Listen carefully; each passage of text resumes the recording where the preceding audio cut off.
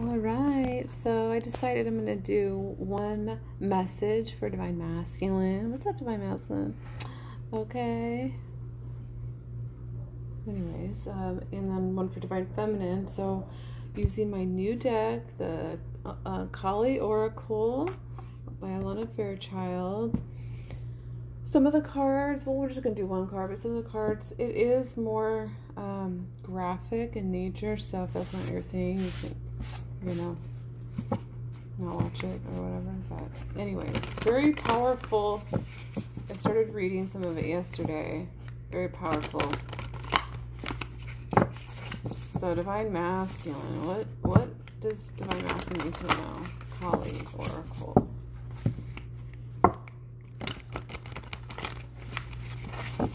Let's see if I can get it to shuffle. Brand new cards. Divine Masculine. What does Divine Masculine need to hear? Because out of this, out of that stack, does that fill out?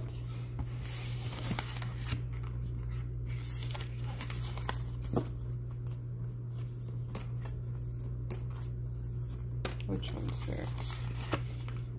Is it this one? This one. What's this one? Mahavidya. Vidya.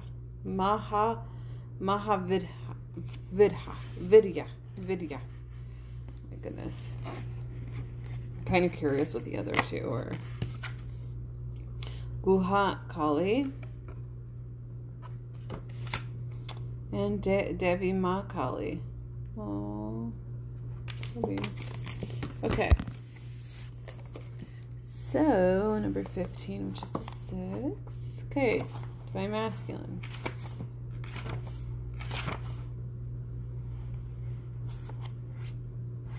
Alright, Divine Masculine. This is your guidance from Goddess Kali. Alright. She is unrestrained, unlimited, wild, and unconditional love.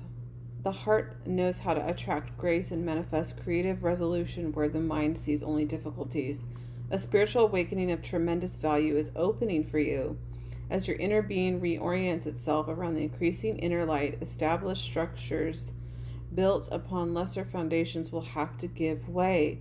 She demands a courageous embrace of experience. She is your call to initiation and growth, your invitation to embrace your path, rise, and greet your destiny. Mahavidya is a great wisdom that manifests through 10 wisdom goddesses. Mahavidya is primordial Kali in multiple expressions, providing whatever is needed to serve the spiritual benefit of all beings. This is true wisdom, always shifting in response to what is needed. There are times when, no matter how logical an approach may be, no matter how commonly and acknowledged as correct or how sensible it may seem, the heart nudges us toward a different way. Knowledge can come from experience, yet it cannot guarantee evolution on its own.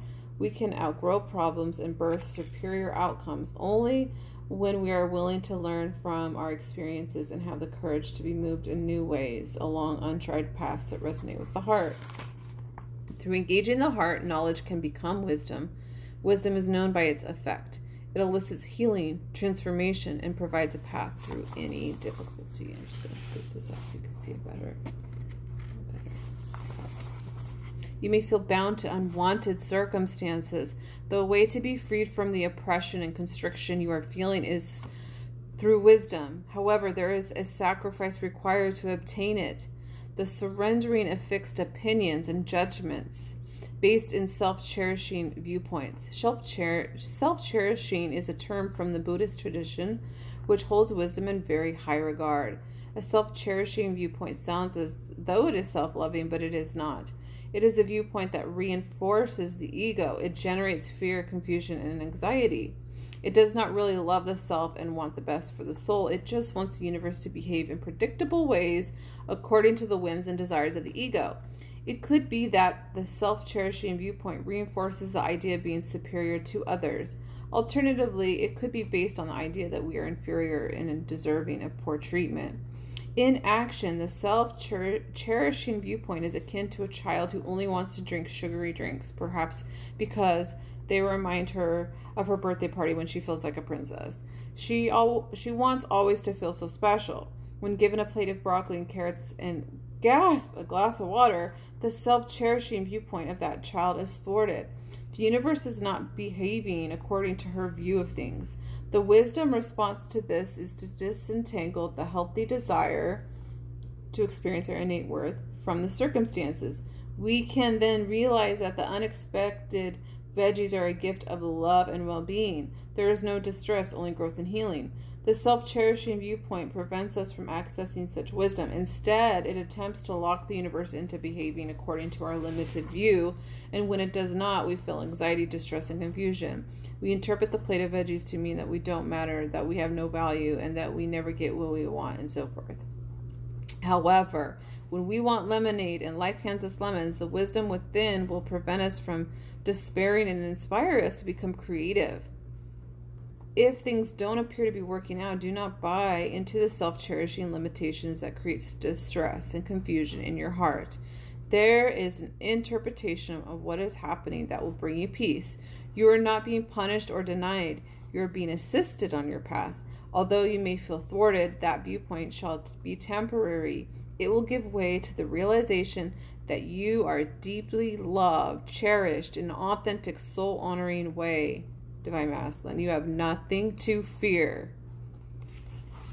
And this is a prayer that comes along with it. Okay. Beloved wisdom, mother of my heart, Mahavidya, Kali Ma, I mentally and emotionally let go now, no longer trying to impose my viewpoint upon events, no longer buying into interpretations of what is happening in my life, which created fear, confusion, and distress.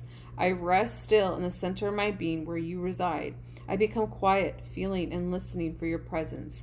I am now receptive to your infusions of wisdom, and I surrender, and I am empowered to move forward on my path, secure in your guiding grace for the spiritual benefit of all beings. Jai Ma Kali. Okay, Divine Masculine is a beautiful message.